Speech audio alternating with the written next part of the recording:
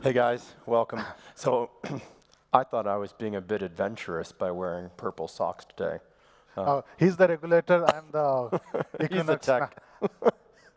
So what we thought we'd do is uh, we've both been very vocal about a bank in Singapore called DBS. It's going through a digital transformation, and they're much farther along the road than most banks.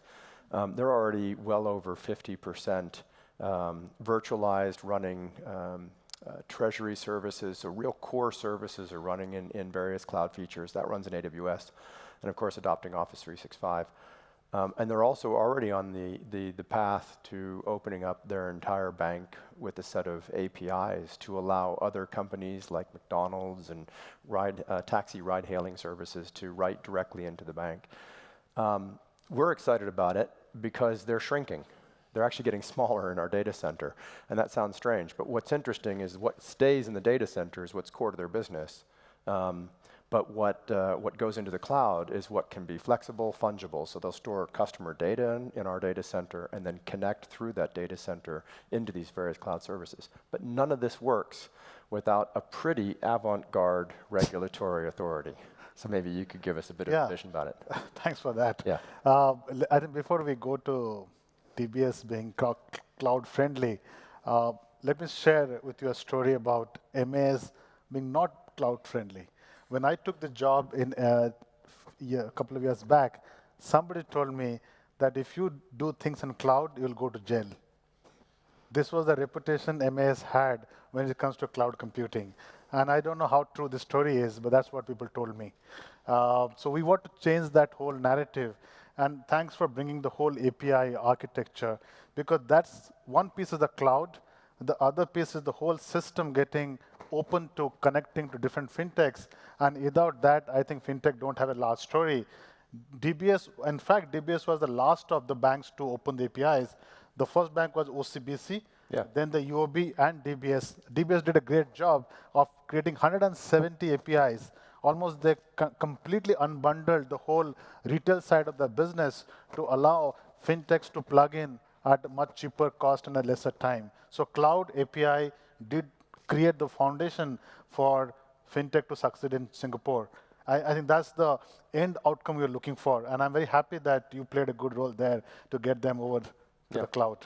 And I think we're seeing this, and it's something that we're pushing heavily here now that we're present in Poland, and we'll continue to grow and invest here, is two key things. This regulatory environment needs to recognize that if you attempt to strangle or over control, and we're going to come back to that in a second, you end up actually just causing business to flow elsewhere. But the other one as well is that you actually have a great economy that could represent a regional hub. And I think that's something we should be talking about as well, is what we see is technology moves to where it's easiest for it to be implemented, and users will consume that technology. And so with DBS, the reason they came to our data center, even though what they kept was shrinking and shrinking, and will continue to shrink forever until it's just a small microcosm of what they used to have for a data center service. Everything else will be fintech elements that they will buy from third parties, which will be born in and live in the cloud, and then just literally stringing that together. But it's actually giving them the power from this single hub to become a regional powerhouse in the banking sector. And I think you're thinking about, is there a way for you to build on this and to expand for fintech to be expanded? Just on the first point, let me tell you, Singapore, when we started talking about making Singapore as a fintech hub, we had no way to make it a hub because we are only 5.5 million people.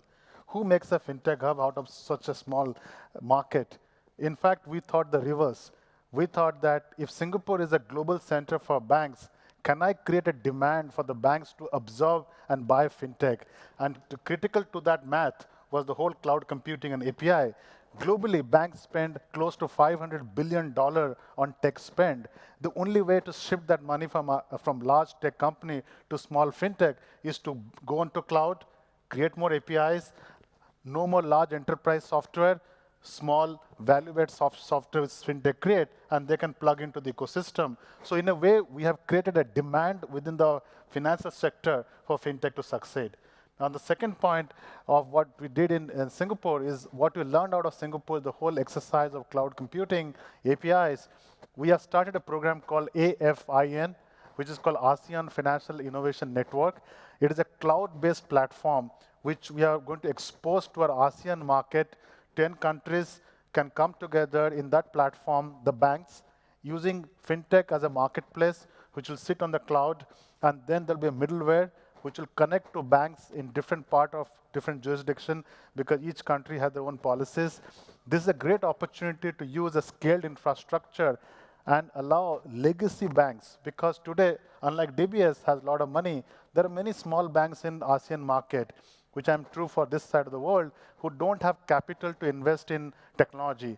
For legacy banks to transform to a digital using fintech, they need this middleware to translate the digital to the legacy to new using APIs and connect to this marketplace using the shared cloud infrastructure. Plus, there's a downside benefit. It allows the market to have a common policy around data residency, common API standards, and hopefully in this 2-year experience, we can build a common large marketplace, which I believe can be replicated in Eastern Europe with a common market coming together. Yep. I feel very strongly about that as well. A lot of what banks were doing initially when they were adopting technology was either in-house systems that they ran in their own data centers to help them gain a competitive advantage against other banks. There was no desire to be open because technology was your competitive advantage. The second thing we saw about 10 years ago is the birth of e-trading, which is algorithmic trading, high-frequency trading.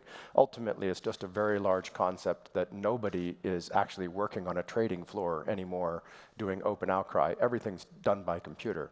This new wave that we're seeing now is a very, very open system where banks are opening up to technology. They represent the regulatory governance system, working with the regulator, but they're the ones that are going to adopt the technology and present it back to their customers.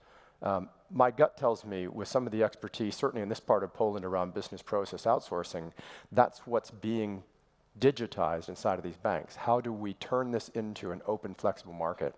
So certainly there's nothing to stop Poland to become a digital powerhouse in the financial space, other than, I guess, I just recommend you lobby very hard for very, very open.